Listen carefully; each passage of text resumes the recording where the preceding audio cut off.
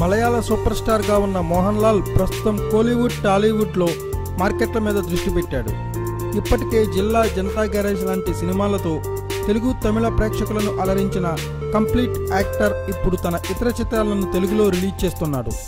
అదే బాటలో గత ఏడాది మలయాళంలో ఘన విజయం సాధించిన ఒప్పం సినిమాను కనుపాప పేరుతో తెలుగు ప్రేక్షకుల ముందుకు తీసుకువచ్చాడు. మాలీవుడ్లో 60 కోట్లకు పైగా వసూళ్లను సాధించిన ఈ సినిమా తెలుగు ప్రేక్షకులను ఎంతవరకు ఆకట్టుకుందో చూద్దాం. కథ విషయానికి వస్తే, గుడ్డివాడైన జయరాం అలియాస్ మోహన్ లాల్ తన ఊరికి దగ్గరలో ఉన్న సిటీలోని ఓ అపార్ట్మెంట్లో లిఫ్ట్ ఆపరేటర్గా పనిచేస్తుంటాడు. తన సంపాదనతోనే చెల్లికి ఘనంగా పెళ్లి చేసేందుకు కష్టపడుతుంటాడు. అదే సమయంలో ఆ అపార్ట్మెంట్లో ఉండే రిటైర్డ్ సుప్రీంకోర్టు జడ్జి కృష్ణమూర్తికి అలియాస్ నెడుముడి వేణుకి చేదోడు వాదోడుగా సహాయం చేస్తుంటాడు. కంటిచూపు లేకపోయినా శబ్దాల ద్వారా, వాసనల ద్వారా కంటిచూపు ఉన్నవారి కంటే బాగా అన్ని పనులు చేసుకోవడంతో పాటు వ్యక్తులను గుర్తించగలుగుతాడు.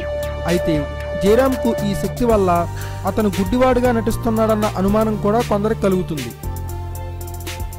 కృష్ణమూర్తి ఎవరికీ తెలియకుండా నందిని అనే అమ్మాయిని ఊటీలో ఉంచి చదివిస్తుంటాడు. అదే సమయంలో వాసుదేవ్ అనే వ్యక్తి కోసం వెతుకుతాడు. ఈ ప్రయత్నం కొనసాగుతుండగానే కృష్ణమూర్తి హత్యకు గురవుతాడు. ఆ నేరం జయరాం మీద పడుతుంది. ఇంతకీ కృష్ణమూర్తి ఎవరిని చంపారు?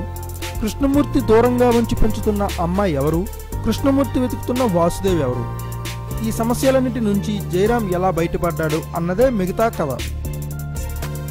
ఇక నటీనటుల విషయానికి వస్తే, మాలీవుడ్లో సూపర్ స్టార్ ఇమేజ్ ఉన్న మోహన్ లాల్ హీరోగా కథాబలం ఉన్న సినిమాలనే ఎంచుకుంటాడు. ఎక్కువగా నటనకు ఆస్కారం ఉన్న పాత్రలతో కంప్లీట్ యాక్టర్ అన్న టైటిల్ను సార్థకం చేసుకుంటుంటాడు. కనుపాప సినిమాలో గుడ్డివాడిగా నటించిన మోహన్ లాల్ మరోసారి తన అద్భుత నటనతో ఆకట్టుకున్నాడు. తన మీద పడ్డ నింద చెరిపేసుకోవడం, అదే సమయంలో ఒక పసిపాప ప్రాణాన్ని కాపాడుకోవడం కోసం ఓ గుడ్డివాడు చేసిన పోరాటాన్ని తెర మీద ఆవిష్కరించారు. సైకో విలన్గా సముద్రకని నటన సూపర్. సినిమాలో పెద్దగా డైలాగ్స్ లేకపోయినా కేవలం తన ఎక్స్ప్రెషన్స్తోనే విలనిజాన్ని పండించాడు సముద్రకని. నందిని పాత్రలో నటించిన మీనాక్షి ముద్దు ముద్దు మాటలతో అలరించింది.